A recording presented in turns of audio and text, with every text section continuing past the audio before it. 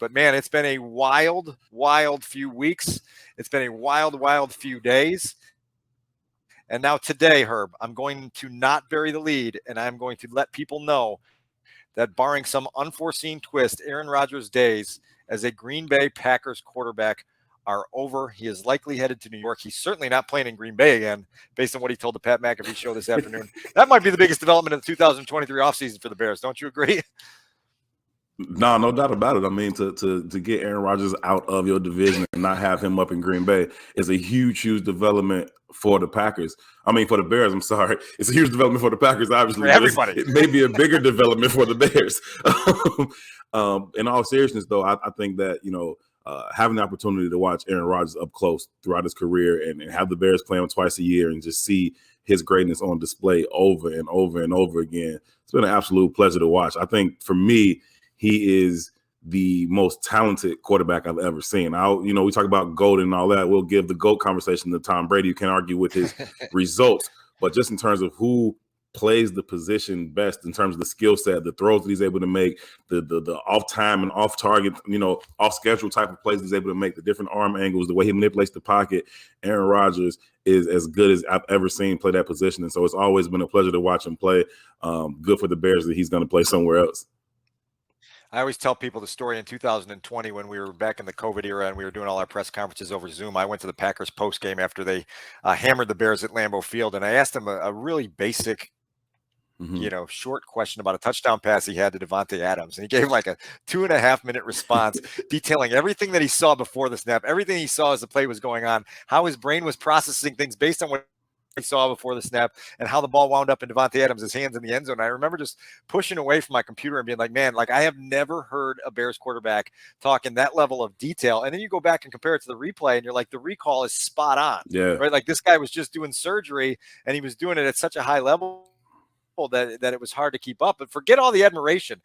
This thing today, like this whole look, I ran some numbers, Herb, and Aaron Rodgers finishes his time as the Green Bay Packers quarterback, starting 30 games against the Bears.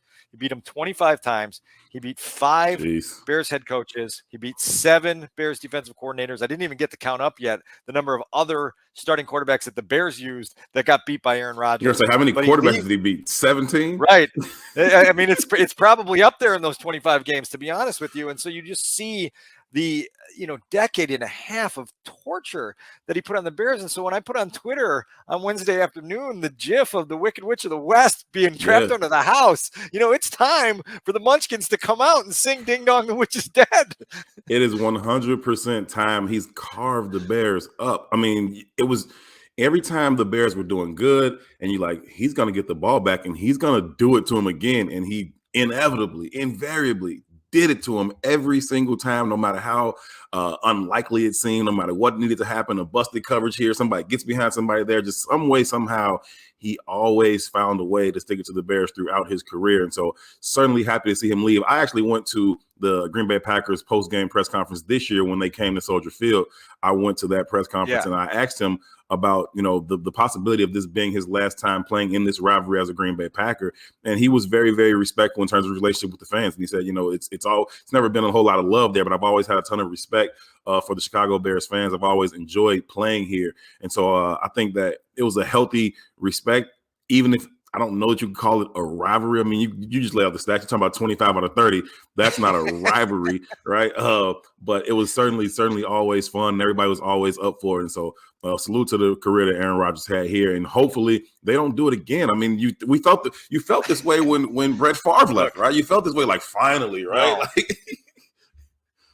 I get it, and maybe I'm getting out over my skis, but I tell people that the law of averages eventually catches up with you. Like the folks in Indianapolis can tell you after Peyton Manning and Andrew Luck, like they've been struggling to address it. You see what happens in New England when Brady leaves. Like the law of averages catches up with you. So I see no way that Jordan Love continues at the level. Like he may still be a good quarterback, but at the level he can't be another Hall of Famer, right? Like no, right. And so the Bears should be. We've had parties in this town for the last 6 months over things that are so minor. This is major. Like this deserves a parade down Michigan Avenue to not understand that Aaron Rodgers is no longer here. I don't know how much of the Pat McAfee show you watched. I mean, that was a little bit of a tough buckle in there because Aaron is trying to tell people that he's got no hard feelings and no resentment. And then he just lays out 150 reasons why he has hard feelings and he's resentful of the Packers and why he's going to continue playing. I mean, I've always said this, like the NFL increasingly has become theatrical. And if you like theater, Aaron Rodgers is a character, right? Like he's a character center that you want stage in the league. Yeah.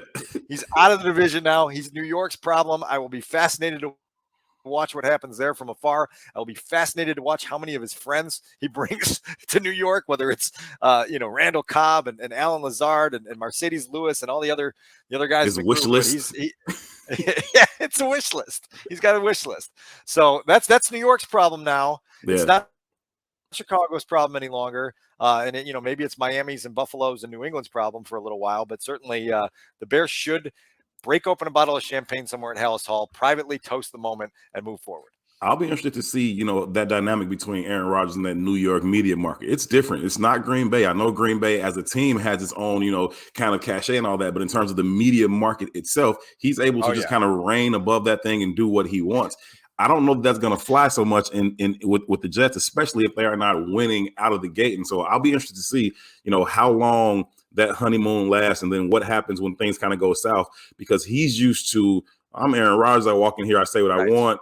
And New York, no disrespect to the Green Bay market, but it's different. Everybody knows that. And so I'll be interested to see how that plays out over the course of a whole season.